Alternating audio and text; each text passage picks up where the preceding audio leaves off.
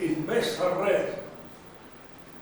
Vamos a hacer una referencia breve a la opinión de un protestante alemán de origen francés. De los protestantes franceses que fueron a Alemania, Lagarde se llama. Él ha escrito un libro muy interesante sobre las relaciones del Estado y de la Iglesia. Y dice una cosa que a nosotros nos viene como anillo al dedo, porque a pesar de mantenerse en su posición no solamente ya protestante, sino algo más, dejó de serlo para convertirse un poco en una religión un tanto propia. Pero les voy a leer un párrafo, nada más, en el cual dice una cosa muy interesante.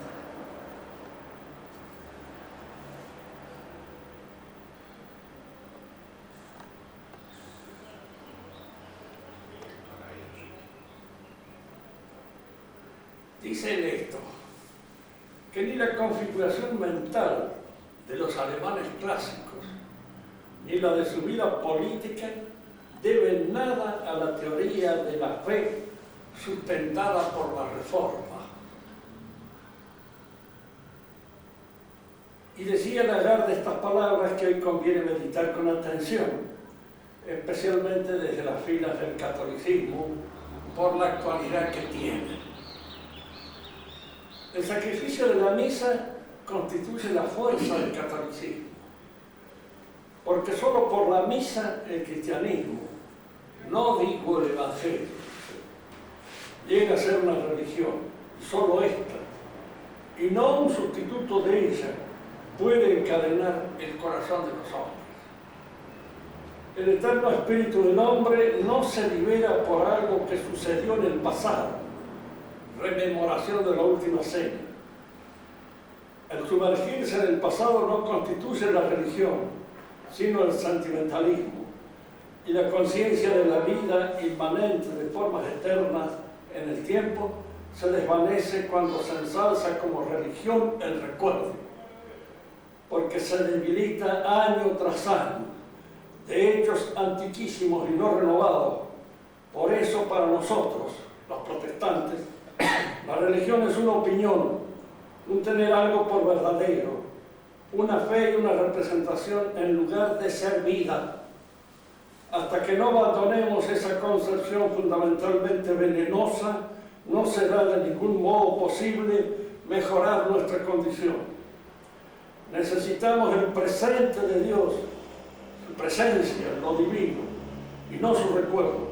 Por eso no podemos hablar del protestantismo, y dado el carácter inaceptable para nosotros del catolicismo, referido al sacrificio de la misa, tampoco del catolicismo.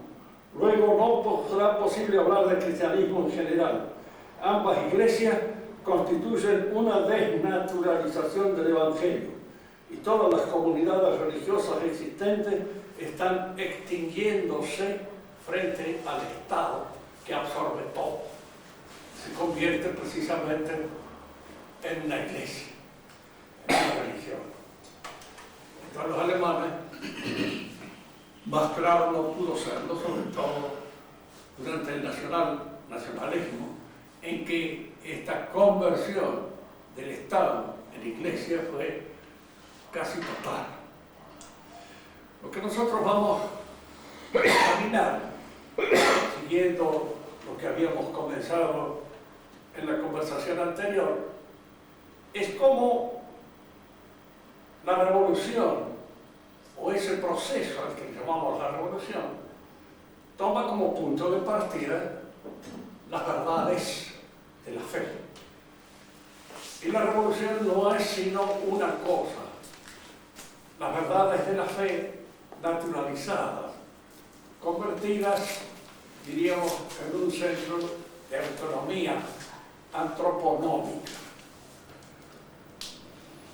Habíamos visto un poco para citar un esquema que las actividades del espíritu del hombre en la civilización, en toda civilización, y en la nuestra con más claridad todavía.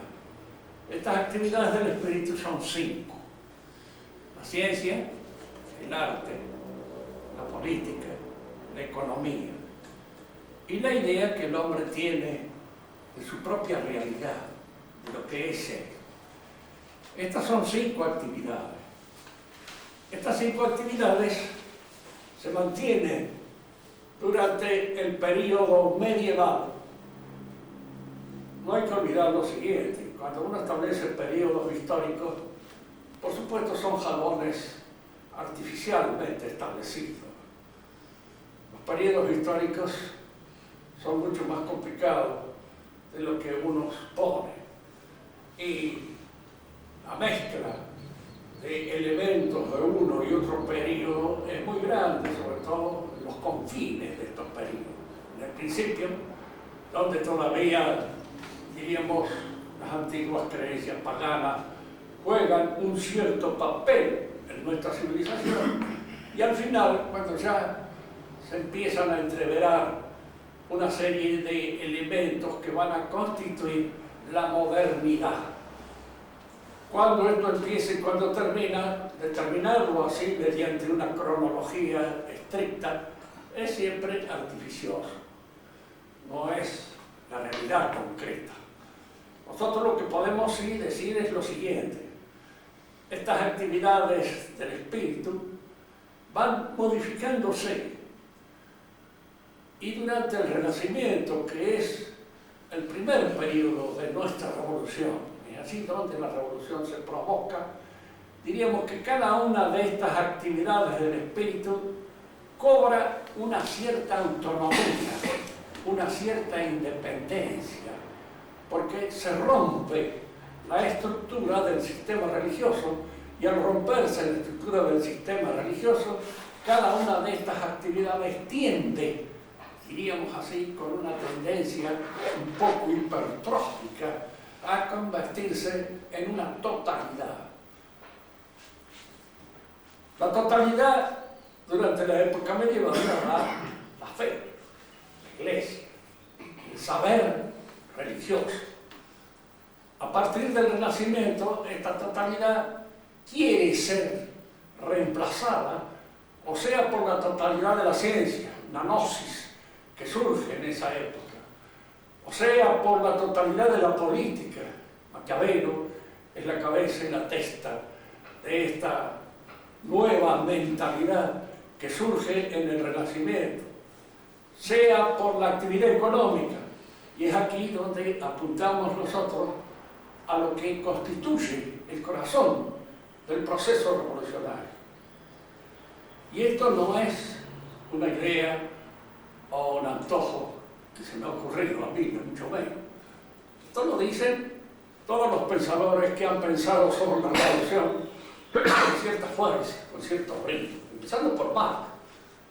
Cualquiera que estudie la revolución no puede descuidarlo, porque él era un especialista en este asunto, y es el que primero descubrió que de alguna manera la revolución nace con el auge del dinero y con el auge, en alguna medida, de la mentalidad financiera. Es esta mentalidad y es esta fuerza la que va a ir sustituyendo todas las otras, porque va a combatir todas aquellas que en alguna manera escapan, sea por su espiritualidad, sea por el servicio histórico que prestan a la influencia del dinero. Diríamos entonces que en el Renacimiento se provoca esta especie de ruptura del sistema religioso. La ciencia va buscando un absoluto, un conocimiento total, adquirido pura y exclusivamente por la razón humana. Nosotros sabemos que la gnosis existe, porque está enseñada en el catolicismo, pero es la ciencia de los bienaventurados, es la ciencia de los que están en la patria celeste, de los que están en el cielo. No es la ciencia que nosotros logramos tener o logramos conseguir. Y si hay por ahí en algunos santos el atisbo de una visión sobrenatural, es una gracia otorgada por Dios. De ninguna manera es el resultado de un esfuerzo científico. No es el resultado de un esfuerzo científico. ¿Por qué? Porque ustedes saben que la palabra intuición quiere decir de alguna manera la contemplación directa de una cosa. Tengo intuición de ustedes que están aquí presentes. Intuición sensible. La intuición espiritual en el hombre aquí, en este mundo, no existe. No es capaz de contemplar las cosas del espíritu. Las tiene que ver a través de un vehículo, llamémoslo material. Las tiene que ver a través de la palabra, escrita o hablada. Que alguien hable a otro y le transmita sus pensamientos. Que el otro pueda captar nuestros pensamientos sin que lo transmitimos, bueno, puede darse. Según algunos dicen que es un carisma que suelen tener algunos. De hecho, si es un carisma, es algo gratuito, dado por Dios a alguien, con el objeto, diríamos así, de favorecer algunos de los, algunas de las, digamos, de los objetivos que Dios se propone. Pero no es posible para nosotros adquirirla. En el Renacimiento nace esta idea también, ya vieja, pero es retomada, porque la gnosis ya se inició en la época misma del principio del cristianismo. Gnosis, en esa época. Gnosis que nacieron del cristianismo, gnosis que nacieron del judaísmo por la cábala, gnosis que nacieron de la filosofía griega, como muchos neoplatónicos, etc. Pero la gnosis empapó en alguna medida toda esa espiritualidad del cristianismo naciente y vuelve a aparecer, vuelve a emerger dentro de un contexto un tanto diferente, Pico de la Mirándula, en el Renacimiento. Al mismo tiempo, el arte se convierte también en una búsqueda de absoluto. Empieza a nacer la idea del arte por el arte. Diríamos, durante la Edad Media, el arte ¿qué era? Pues el arte estaba subordinado a la visión religiosa del hombre. El arte por antonomasia es el arte religioso, sea en la arquitectura, sea en los himnos. Diríamos que la obra de arte más total dentro del espíritu medieval es la misa. Cuando uno se figura una misa solemne en un espacio adecuado, que es el espacio de la catedral, con todos aquellos elementos adicionales que la convierten en una obra de arte cabal y completa, entonces es cuando nos encontramos verdaderamente con lo que es la misa. Nosotros hacemos lo que podemos dentro de los ambientes en los cuales nos tenemos que mover, pero que no son nunca. Piensen ustedes esta concurrencia del espacio, de la música, de la poesía, el drama, que es el drama del hombre Dios que se sacrifica en el sacrificio de la misa. Este es lo que era la más completa realización del arte. En la época moderna vemos un intento de imitar esto, de reflejar esto en el arte de Wagner. Wagner trató de hacerlo, con una mentalidad ya llamaríamos de tipo pagano, que precisamente uno de los reproches más agudos que le hace Nietzsche es la posibilidad de este fracaso, de ese intento de restaurar una espiritualidad que ya había muerto, según Nietzsche, y que era la que pertenecía al mundo católico de la época medieval. Cada una de estas actividades del espíritu se infla, se hipertrofia y busca convertirse en un absoluto. Desde ya podemos decir, ninguna de estas actividades puede convertirse en un absoluto, no puede. En el intento mismo de esta conversión es el fracaso. ¿Por qué? Porque ninguno de estos valores científicos, políticos, artísticos, económicos, puede convertirse en un fin de la vida humana. si se convierten en un fin de una vida determinada, convierten al hombre que los toma como fin en un verdadero monstruo. El hombre de ciencia absoluto, total, aquel para quien fuera del orden científico nada es valorable, casi no existe. Y si por ahí existe, y por ahí aparece este prototipo, indudablemente es inaguantable desde todo punto de vista, porque no podríamos nosotros tener ni siquiera trato con él. Si es que este personaje existe, yo lo conozco. En alguna medida, diríamos, aparece por ahí reflejos en ciertos hombres que se han dedicado a eso con especialidad y que tienen una actitud, un rumbo valorativo preferentemente indicado por esta, diríamos así, por esta dosis de aspiración a lo científico. Pero uno le preguntaría, cuando eligió a su mujer, la eligió así científicamente, la eligió y estableció todas las relaciones que cabrían dentro de una concepción puramente científica, o lo hizo llevado por alguna inspiración de otra índole que no era especialmente científica. Dejo esto para la respuesta. Me acuerdo de un dicho que sucedió en Buenos Aires con un médico muy famoso, que el hermano le presentó la radiografía. Me dice, ¿qué te parece? La miró en el lugar recto, yo me pegaba un tiro.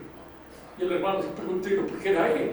Y era de él lo que él quería conocer, lo que el hermano opinaba sobre eso. Y por eso se lo presentó como si fuera de otro, porque si hubiera sido de él no lo hubiera dicho cualquier cosa. Pero, en cierto modo, desde un punto de vista puramente científico, puede llegar el momento de decir, ¿para qué está este coso acá entre nosotros? Porque no se elimina, no se va, está haciendo el tiempo, o haciéndonos perder el tiempo a todos los demás, por la presencia misma de él. Si yo les hablo de que puede haber en la vida una visión puramente esteticista de la vida, es raro. Aquel que no aguanta nada más que lo que es lindo, bien hecho, y que está, bueno, primero tendría que sufrir enormemente en la existencia, teniendo que aguantar un montón de gente que no somos precisamente el Apolo del deber. De modo que no tendría más remedio que aguantar toda esa disonancia que se encuentran en la realidad. Desde un punto de mira, diríamos así, puramente político, el político completo, cabal, absoluto. A veces se ha dado. Es decir, hay dos o tres monstruos dentro de la historia, del pensamiento, que pueden pasar por un político cabal, total.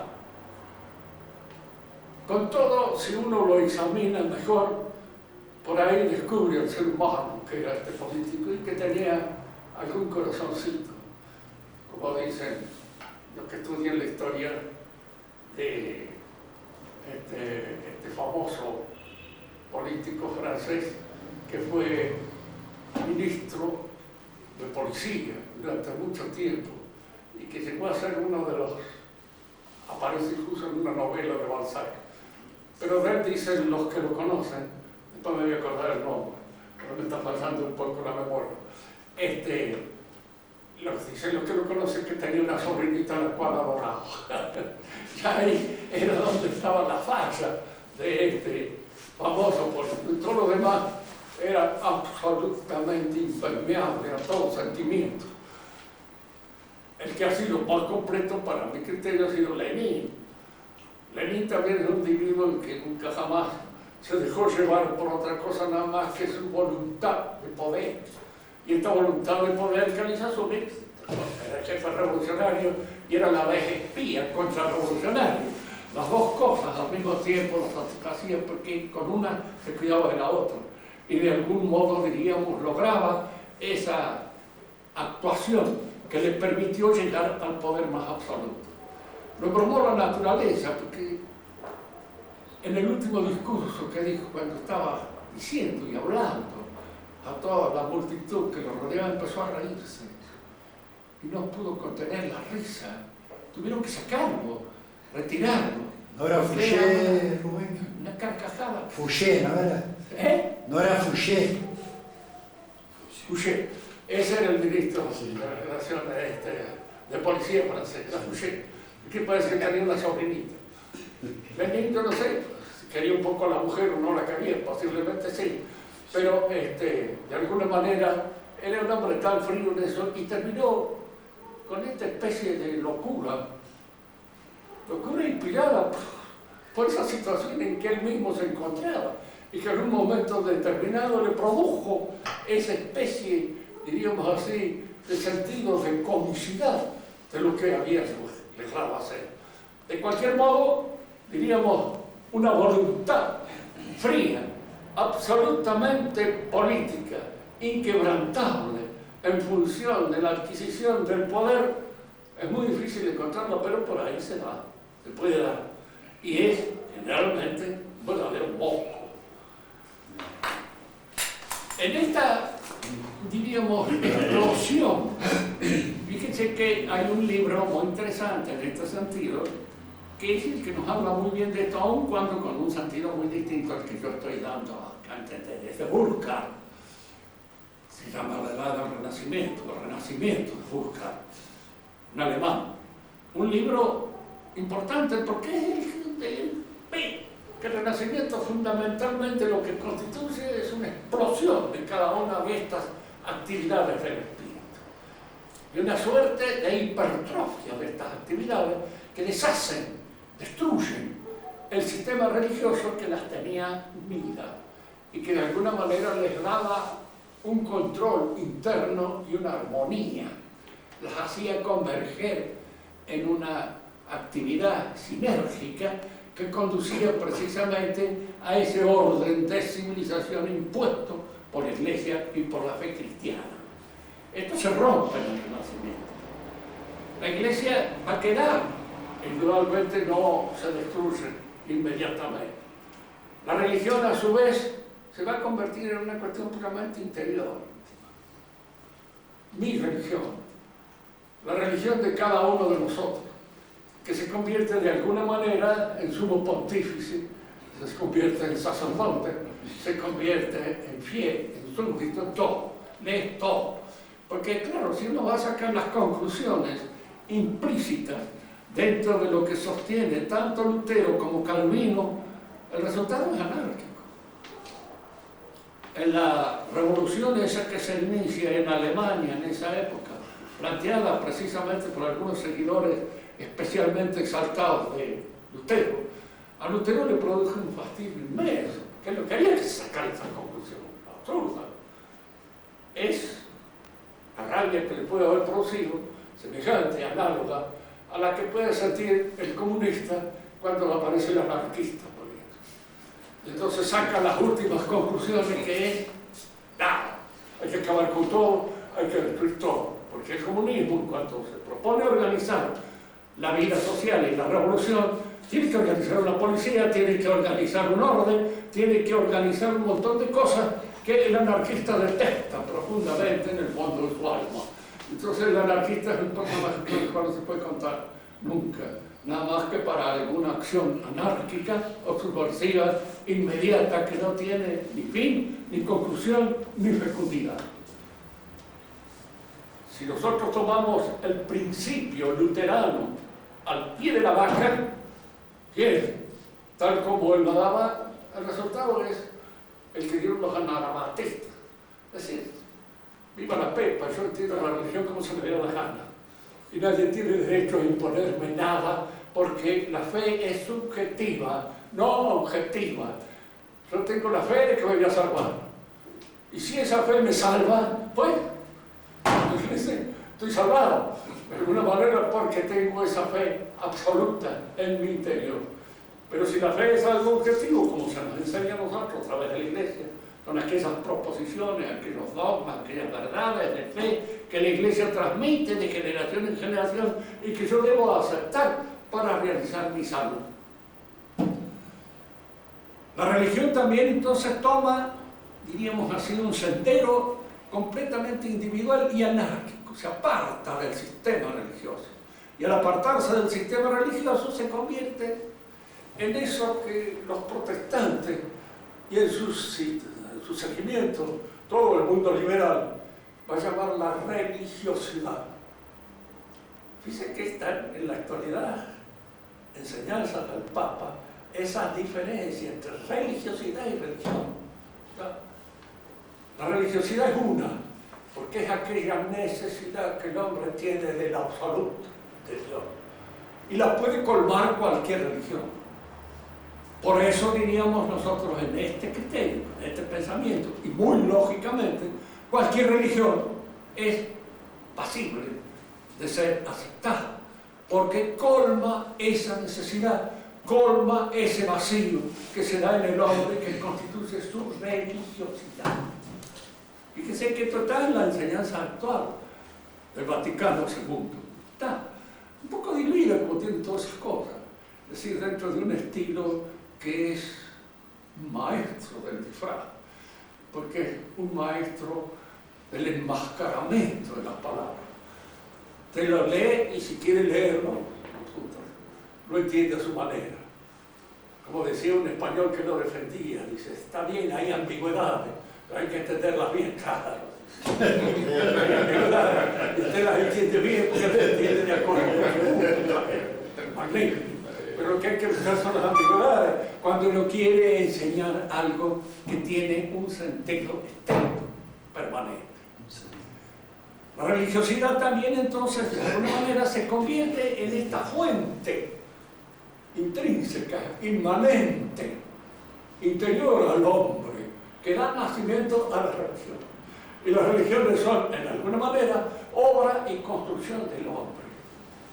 Yo estaba leyendo hace poco un libro escrito por un judío de Marca, Gustavo Scholler, que está precisamente en Israel, y donde él habla de lo difícil que es para los judíos saber qué es ser judío. ¿Saben? Son judíos y de alguna manera reconocen que ellos tienen una situación interior que los hace distintos. ¿Pero qué? Y de alguna manera cuando empiezan a hacer, digamos así, el esfuerzo para entender, para alcanzar la comprensión de lo que es el judaísmo, caen en el uso de una serie de nociones típicamente del protestantismo alemán. Caen en nociones así de inmanentismo alemán. El judaísmo es lo que hicieron los judíos. Por eso quedamos perfectamente enterados de lo que fue. Pero resulta que si usted lee la Biblia y lee el Antiguo Testamento, los judíos no hicieron la revelación, la recibieron, que es distinto. Y una cosa es que yo haga esto que se convierte, que constituye la revelación, la alianza, y otra cosa es que yo la reciba dada de arriba, del cielo. Nosotros leemos en el comienzo mismo de la estructuración de la ciudad judía, de la ciudad hebrea, para decirlo mejor, porque no se llamaban judíos en esa época, eran hebreos. Y yo leo que Abraham fue convocado por Dios. Es decir, allí se me habla claramente de que lo que Abraham recibe y en su seguimiento, sus continuadores, sus hijos, es una verdad que viene del cielo. Es una verdad revelada, no creada por ellos. Por eso, para muchos protestantes alemanes, y entre ellos diríamos así, los nazis especialmente, el cristianismo era judío, porque era una cosa que había inventado y había surgido del pueblo judío, había nacido en el pueblo judío, entonces era una creación judía. Fíjense que ellos nunca tuvieron una buena relación con el cristianismo y menos con el cristianismo católico. Al otro fin lo metían en la medida en que se iba secularizando cada vez más y que podía convertirse en una fuerza que ellos, los nazis, podían utilizar a su favor. Digo esto no para defenderme, a veces hay una acusación que anda para ahí de soy nazi. Jamás en mi vida se me ocurrió. ¿Sí? Yo les decía un poco broma porque se veía la acusación. Me me gustan las rubias, le digo, pero por eso no soy nazi, es un gusto que puedo tener y que de alguna manera no es absolutamente exclusivo. Le digo, de modo que, en fin, no sé en qué diablo me puedo encontrar yo siendo fiel a un sentimiento que es tan ajeno al mío. Yo casi podría decir, me voy a entender más fácil con un judío que con un alemán. ¿Por qué? Porque me encuentro de una mentalidad a veces más realista, que se acerca más a nuestra manera de entender las cosas que la de este idealismo un poco nebuloso, típico de la mentalidad germánica, del cual yo a veces me he arrimado con la intención de entender y jamás he logrado satisfacer esa intención, no lo he entendido. De manera que si algún alemán me acusa de no haberlos entendido, está en su pleno derecho porque en realidad no lo he logrado comprender nunca. Bien, lo que nos interesa es ver este panorama en el cual se provoca la ruptura del sistema religioso. Y al mismo tiempo cada una de estas actividades del espíritu cobra en el hombre una función hipertrófica que lo lleva a desarrollarla hasta consecuencias en las cuales se ve su vacío. Que las consecuencias últimas de todos estos desarrollos es que no pueden dar lugar a un orden. Alguien dijo esto, que lo repito ahora. Los liberales destruyeron el antiguo régimen, pero nunca lograron formar uno. Nunca lograron formar uno. Hubo un antiguo régimen, pero un nuevo régimen no hubo nunca.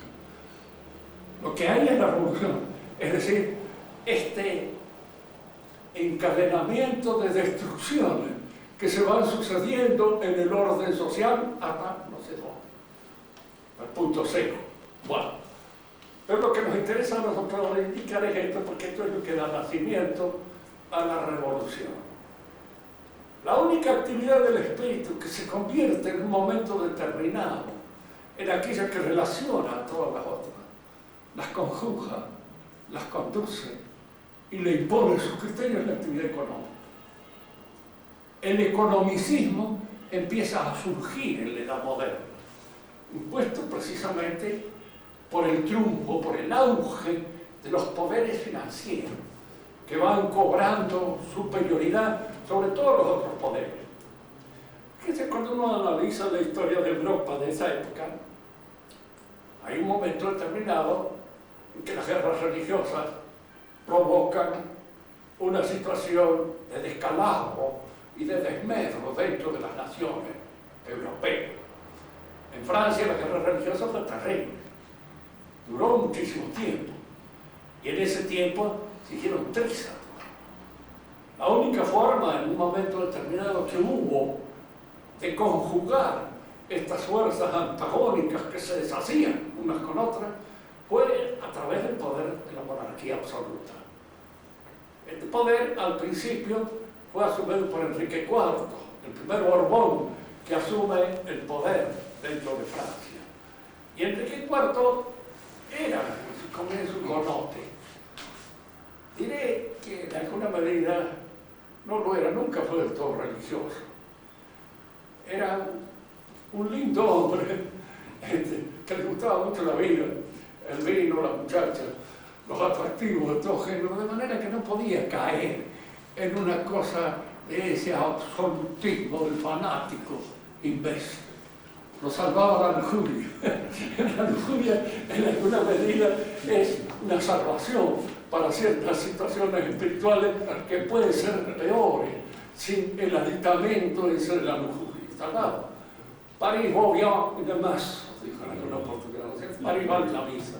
Entonces, hagamos los católicos, se hizo católico, este pueblo francés es católico, y tratemos de efectuar un gobierno que en alguna medida trate de equilibrar estas dos facciones que se disputan el poder y que crean un estado de guerra civil permanente.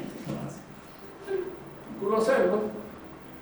Su continuador, que fue Luis XIII, lo continuó como mejor pudo, tuvo una excelente ayuda en el cardenal Richelieu, que fue el que impuso de alguna manera esta superioridad de los políticos sobre todas las demás cosas.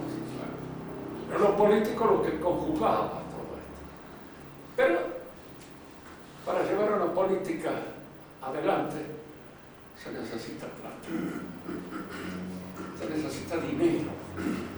Y entonces, fíjense, los más remedios, los políticos tienen que recurrir al prestamista, tienen que recurrir al usurero, tienen que recurrir en un momento determinado al financiero.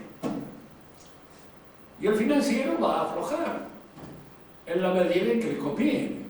Y cuando llega un momento concreto en que tiene que recuperar los bienes que él ha expuesto en una política determinada, allí es donde empieza la influencia del financiero actual, ahora.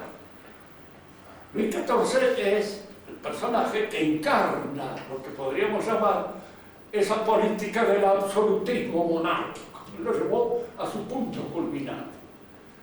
Y a la vez se metió con un financiero muy importante de la época, Samuel Bernard, que a pesar del Samuel no era judío, era protestante. Yo me acordaba mucho, me llamo Rubén, un viejo amigo mío, cuando acá le reprochaba a Basso, que estaba el rector en la época que yo fui prosecretario de la universidad, decía, también con ese nombre germinal, hablemos de nombre, le dice. Yo me llamo Ángel y soy un hijo. Y me se llamaba Ángel. La verdad es que los nombres no quieren decir absolutamente nada. Esto del financiero Samuel Bernard también se llamaba Samuel, pero era protestante. Él fue el que sostuvo la política de Luis XVI. Pero la herencia fue grave.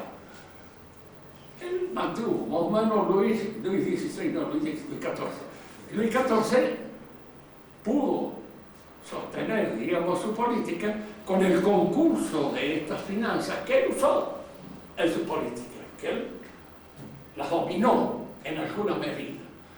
Con todo el reino quedó bastante descalabrado y sus sucesores, Luis XV salió apenas de ahí y Luis XVI es el que tuvo que padecer el embate de todas estas fuerzas económicas que, diríamos así, lo pusieron en la situación de tener que perder la cabeza. Acá hay una cosa que conviene aclarar, para no entrar en los detalles de orden histórico, de orden político. Las finanzas tienen sus enemigos naturales, declarados. El primero de ellos es la Iglesia. La Iglesia es el enemigo del dinero. No porque no le haga falta, y la Iglesia no solamente le falta, sino que entonces se ha recurrido también a los usureros. Y de una manera, diríamos así, de que ha terminado de algún modo afectando la política de la Iglesia. Ofrezco bien la política, no la fe de la Iglesia. No hasta ahora, hasta hace relativamente poco, en que sí parece que va afectando también la fe de la Iglesia, pero su política sí. La Iglesia es el enemigo número uno que tiene el financiero. ¿Por qué? Porque es un poder espiritual. Y es un poder.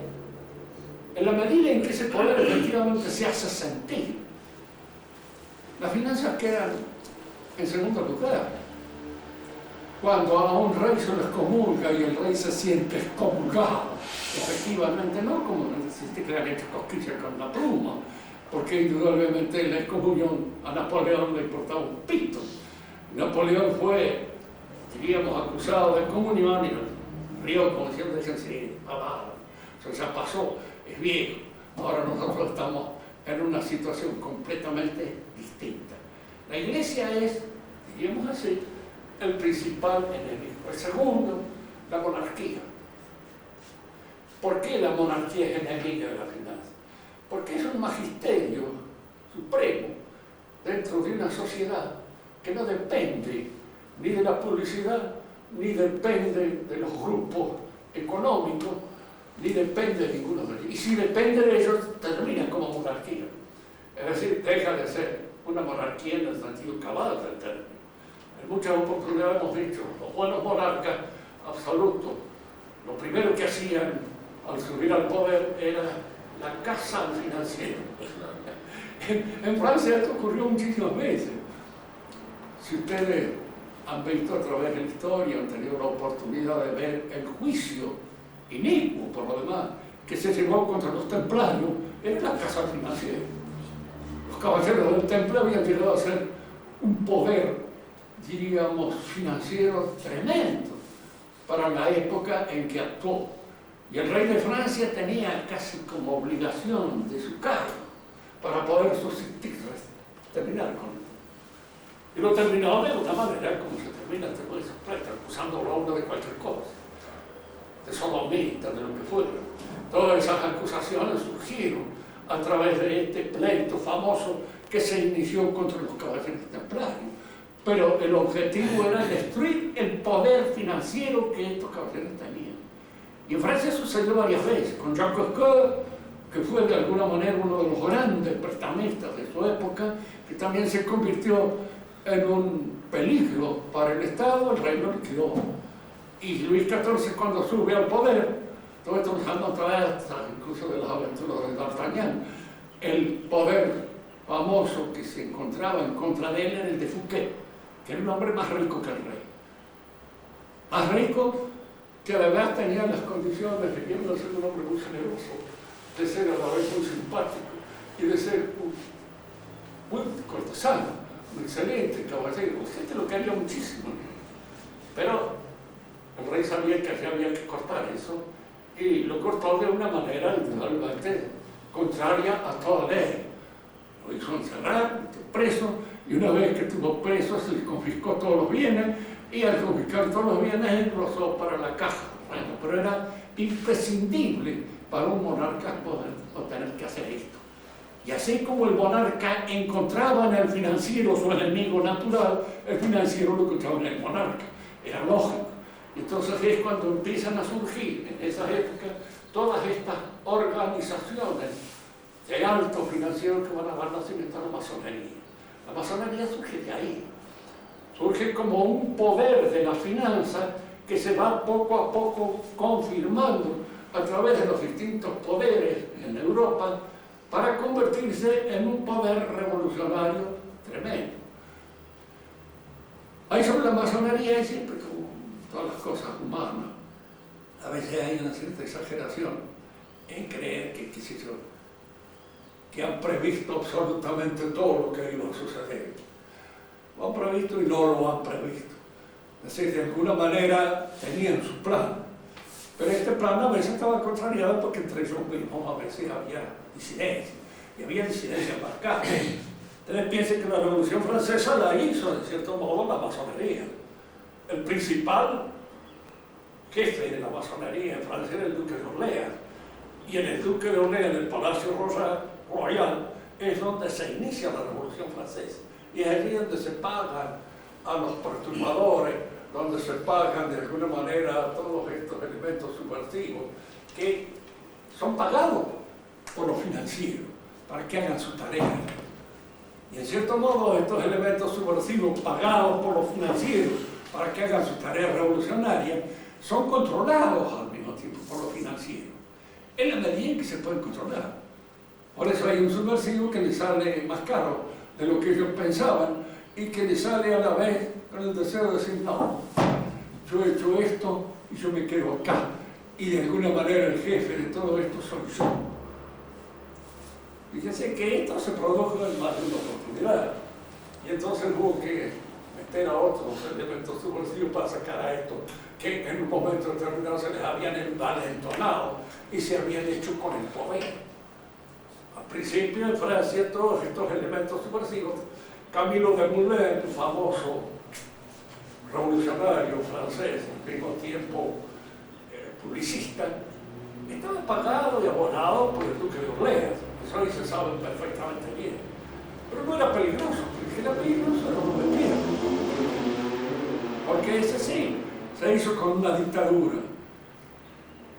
Danton mismo era bastante peligroso y hubo que liquidarlo a través de Robespierre.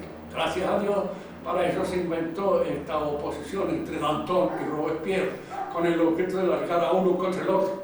Y Robespierre lo liquidó a Danton. Era lógico. Siempre el más miserable triunfó. y el más miserable era Robespierre, porque Antonio era un hombre generoso, en cierto modo muy valiente, muy corajudo. Es un individuo muy valiente y muy corajudo, está expuesto a que lo volteen, porque se expone demasiado y pone muy cerca su cara, su pecho, todo lo que constituye esa hombría que le sobra y que el otro no la tenía. El mismo Danton decía en muchas oportunidades que se puede comprar un hombre como yo. Decía él. Yo lo miraba. Todos habían intentado comprar y le habían dado plata y de alguna manera él la había agarrado de del otro, de las manos, de cualquier. Pero ninguno lo había comprado del todo. Y en eso era cierto. Él estaba en venta, pero siempre estaba en venta. De manera tal de que el postor cambiaba, pero él seguía siempre manteniéndose en venta. Robespierre era más iluso, era un personaje al cual había que destruir. Y lo destruyeron los mismos elementos subversivos cuando vieron que ponía en peligro muchas de las fortunas que ellos habían hecho en el primer movimiento de la Revolución Francesa. Y había que salvarlas. Y había que salvarlas del loco, que de alguna manera. Fíjense muy bien que en todas las revoluciones, de repente, uno no sabe por qué, los locos cobran una importancia tremenda. Y que para uno era un loco cualquiera, se convierte en un dirigente de un día para otro y pasa de ser un loco a ser un dirigente. La Revolución Francesa fue hecha por la masonería, pero, diríamos así, no tenía esa unidad absoluta que a veces aparece en ciertos tratadistas. Porque tú que lea que el jefe de la masonería de Francia murió en la guillotina. Indudablemente eso no estaba calculado por él, porque si hubiera calculado eso, hubiera tratado de cambiar un poco su situación. La Iglesia y la monarquía absoluta eran los dos elementos que las finanzas tenían que destruir. Y junto con la monarquía absoluta, todos estos otros derechos que tenían ciertas familias que se llamaban privilegios. Viste que la palabra privilegio entre nosotros es como hoy la palabra discriminación, es un insulto. No se puede discriminar. Discriminar no es distinguir, si no se distingue se confunde. Y si uno se confunde de alguna manera, no conoce. Porque el conocimiento comienza por la distinción. Y la distinción y la discriminación son las mismas cosas. Ahora, esta añadidura despectiva al término distinción es una cosa que corre por cuenta de la gente que hoy la utiliza. Lo mismo pasaba antes. El privilegio era un derecho familiar. Un derecho que tenía cierta familia, cualquier cosa. La familia de D'Artagnan tenía el derecho a hacer romper la cabeza en servicio del rey. Y por eso lo recibían en el ejército. No tenía un céntimo, porque eran gente pobre. Y muchos de estos nobles eran pobres, hidalgos de provincia. Fíjense, la conquista de América fue hecha por ellos. Fueron los hidalgos de provincia los que vinieron acá y expusieron el cuero y hicieron lo que pudieron para mantener esto dentro de los territorios del Imperio Español. Pero hidalgos de provincia. Es decir, no eran de la gran nobleza, ni mucho menos, pero eran de esa pequeña nobleza de armas, de esa gente acostumbrada al combate, de esa gente acostumbrada a la lucha, y que de alguna manera, diríamos así, servía en los ejércitos del rey. Y al mismo tiempo que servía en los ejércitos del rey, servía de contención en estos ejércitos. Se me preguntará por qué. ¿Por qué un ejército de mercenarios, pura y exclusivamente, hace lo que el que les paga manda? Y un ejército de no son mercenarios, no es ejército. Tienen su honra. Y hay que, en cierto modo, respetarle su honra. Hay un chiste italiano, que en la época en que los italianos servían de mercenarios en muchos ejércitos, se encuentran así combatiendo al lado de ciertos nobles franceses. Entonces, los nobles franceses le dicen: ustedes combaten por el dinero, nosotros por el honor. Cada uno combate por lo que no tiene.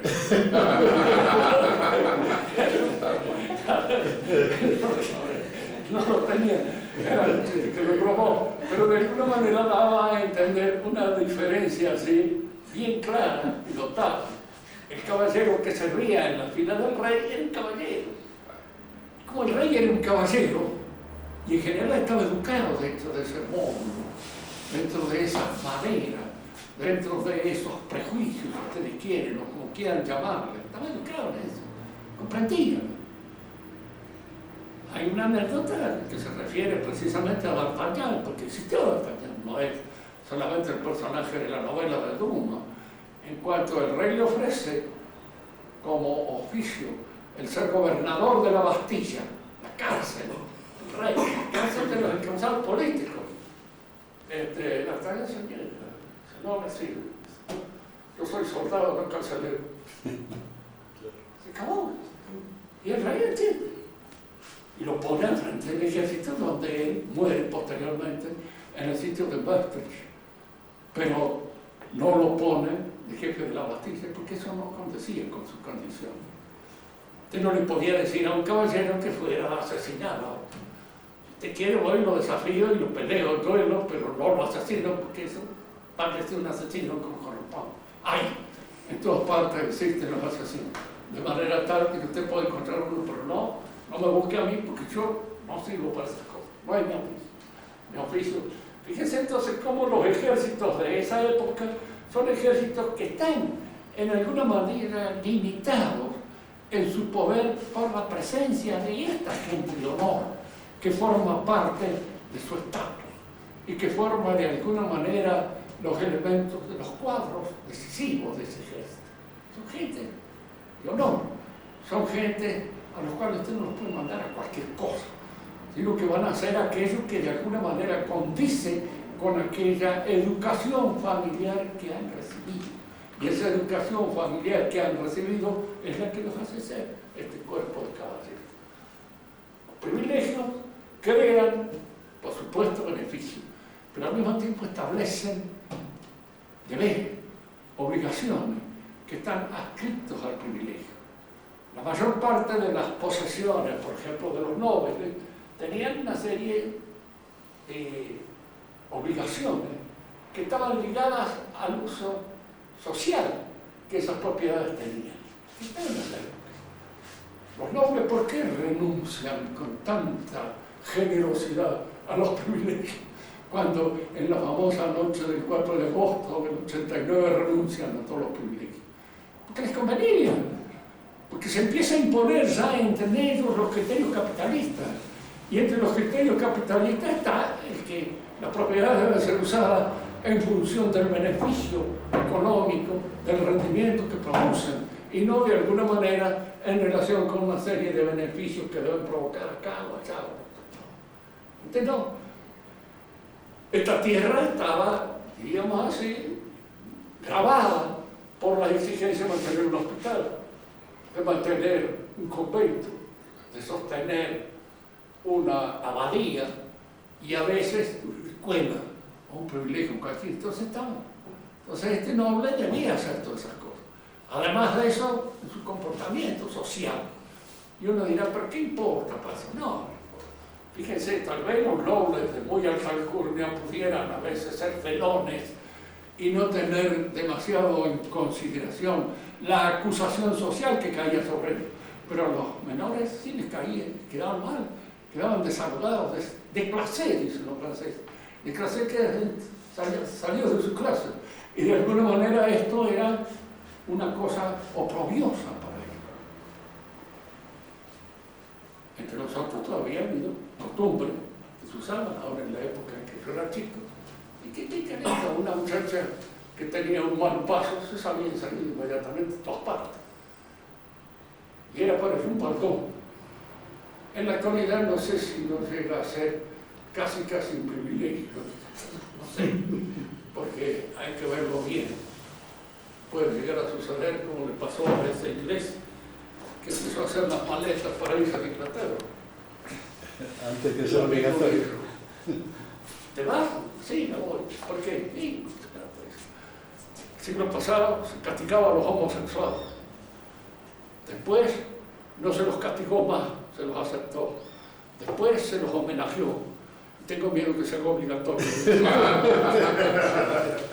Me voy antes que sea obligatorio. mantenerse obligatorio 6 igual. Muy bien. Con la próxima clase terminaremos esta cosa en la cual aparecen los enemigos que las sociedades financieras o las finanzas tienen. Deben combatir todas estas cosas. Las combaten para destruirlas, porque son cosas que no se pueden comprar. Y lo que no se puede comprar no es propio del financiero. Y la honra de alguien está por encima de unos cuantos mangos. Para hacer como dicen los mexicanos, ¿quién se aguanta un cañonazo de $20,000? ¿Y Santo Tomás qué papel juega en todo este momento? El tomismo, toda la filosofía, la influencia de Santo Tomás. Digamos así, Santo Tomás es de alguna manera el doctor de la Iglesia, por antonomasia, el que ha llevado toda la sabiduría, el conocimiento teológico, filosófico, a su punto más alto de sistematización y de organización. Por eso el retorno a Santo Tomás siempre es un retorno a los principios fundamentales de la fe, de la Iglesia. En esta época, el papel así ya importante en la determinación de los hechos no tenía ninguno. Se usaba todavía en los seminarios, aunque ya para la época de la Revolución Francesa, no sé si ya todavía leían a Santo Tomás en los seminarios. No sé si, algunos puede ser, pero en general no era. Aunque según los buenos estudiosos, el clero no estaba tan arruinado como a veces se piensa. Y la prueba es cuando empezaron las pruebas de la persecución. Hubo muchísimos, diríamos así, mártires y gente que murieron muy bien por el orden. Pero esos son los menos. Y de alguna manera, monstruos así, había algunos, pero no muchos. Estaba Talleyrand, Fouché mismo era cura, Sieyes era cura. Sieyes le dicen en Francia a Sieyes.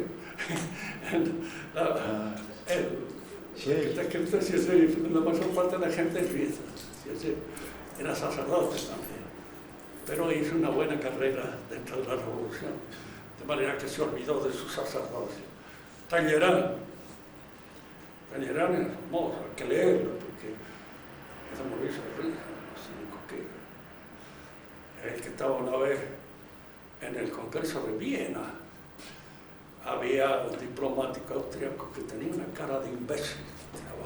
Era sincero. Talleyrand lo observaba, dice, la carrera que hubiera hecho yo con esa gente.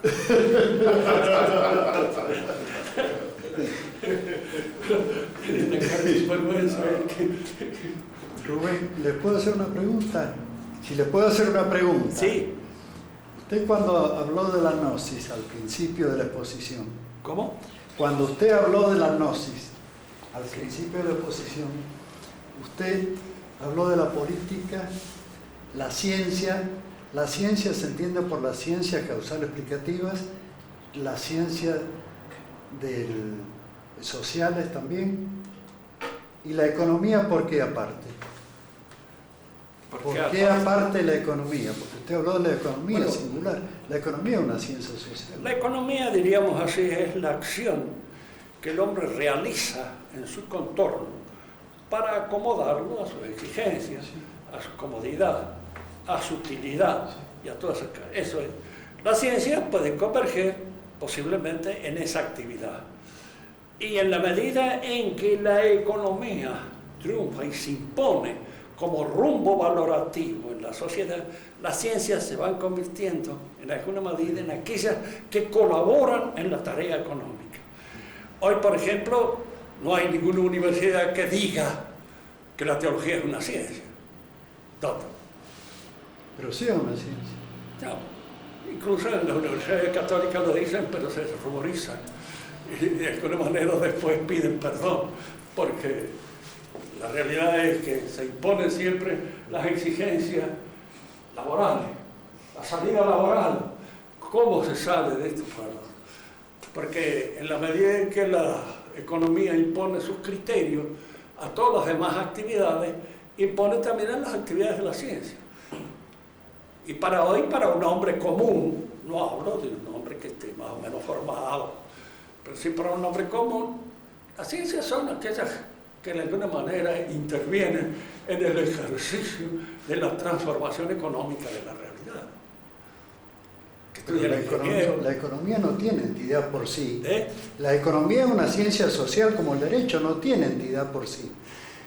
Mire, todas las ciencias son sociales, primero. Salvo las causales Todas explicativas. ¿eh? Salvo las causales explicativas. No, pero son sociales en este sentido, de que Sí. no hay una ciencia de un hombre solo, No, por supuesto. solitario. Sí. O la ciencia es en colaboración con los otros. Ahora en la actualidad se establece con... Pero la economía no es que sea una ciencia. Hay ciencias que colaboran en la economía. Porque Y es como la ciencias que medicina. colaboran en el derecho. La medicina no es una ciencia. No. Usted no estudia medicina, un libro que dice medicina, y lo estudia. Estudian un montón de ciencias que de alguna manera colaboran en la formación del médico. Y bueno, también hay un montón de ciencias que colaboran en la formación del economista, que tiene que estudiar esto, lo otro. Pero el economista, ¿no?, cuando sea muy influenciado por su ciencia, no es el tipo así que puede, no sé, tener un rumbo economicista de la vida, puede no tener. Sí, bueno. Claro. El arte, El arte. que sería axiología. Claro, el arte también sufre el impacto de la economía cuando empieza a convertirse en querer salir, ganar plata con el arte, ganar dinero, hacer arte para ganar, ya sea engañando al sonsaje como hacía Picasso, que de alguna manera vendía los cuadros perfectamente bien a un montón de gente que por el snobismo los compraba y ganaban dinero. O para hacer sus folletines tremendos, obras que se vendían mucho, como las de Alejandro Dumas. Alejandro Dumas vendió muchísimo sus obras y vivió de eso. Y vivía bien, en el sentido de que, como era un tragaldado.